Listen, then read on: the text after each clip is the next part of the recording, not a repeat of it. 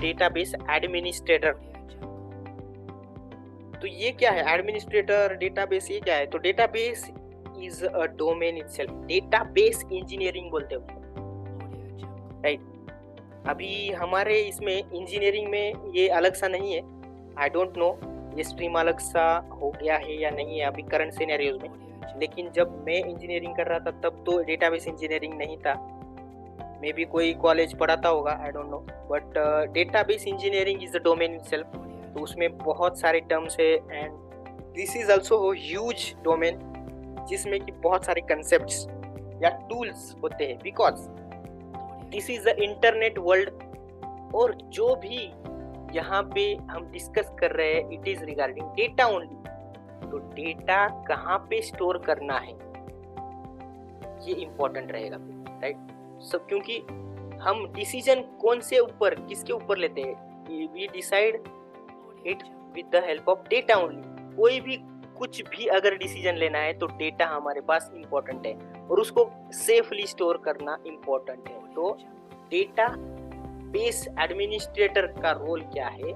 Database administrator helps और you can say stores a data and takes care of data security, और you can say उसको data store करना है या आपको समझो फॉर एग्जांपल डेवलपर्स को कुछ एप्लीकेशन का डेटा निकाल के देना है या कुछ दूसरे एप्लीकेशन से डेटा निकालना है। तो these are the generalized task which database administrator do. इसको DBA भी बोलते हैं। क्या बोलते हैं? DBA, database administrator. तो ये भी एक अच्छा रोल है, right. This is very good for freshers so that they will get understanding of database, SQL and all the things, right? SQL is the language, structured query language, which is used for interacting with your database. SQL के queries आना important है, right? तो ये again this is not compulsory that you should be always from this domain itself. So आप कोई भी आपका कोई भी domain हो सकता है, but you should be having a good skill set, right. तो basic understanding of Python skill set. क्यों यहाँ पे पाइथन क्यों इंपॉर्टेंट है? बिकॉज पाइथन के साथ आप डेटाबेस कनेक्शन कर सकते हो and your database will be very quick then.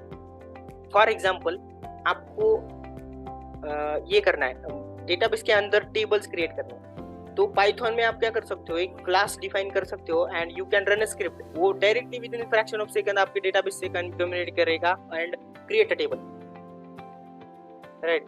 तो ये चीजें आपको पता नहीं होगी because you might be very new for this concept.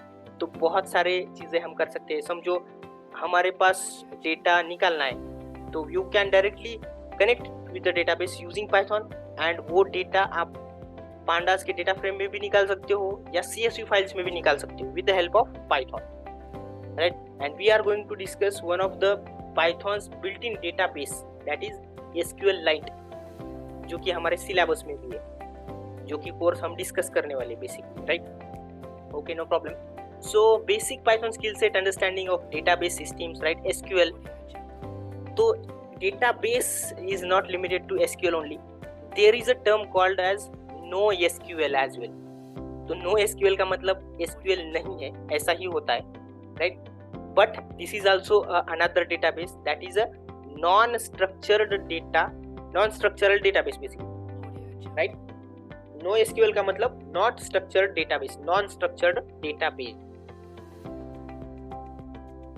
Right. So and optimize database, manage database ability. तो ये डेटाबेस के रिगार्डिंग, क्योंकि ये डेटाबेस के रिगार्डिंग स्किल सेट है या पोस्ट है, तो आपको डेटाबेस का नॉलेज रहना चाहिए।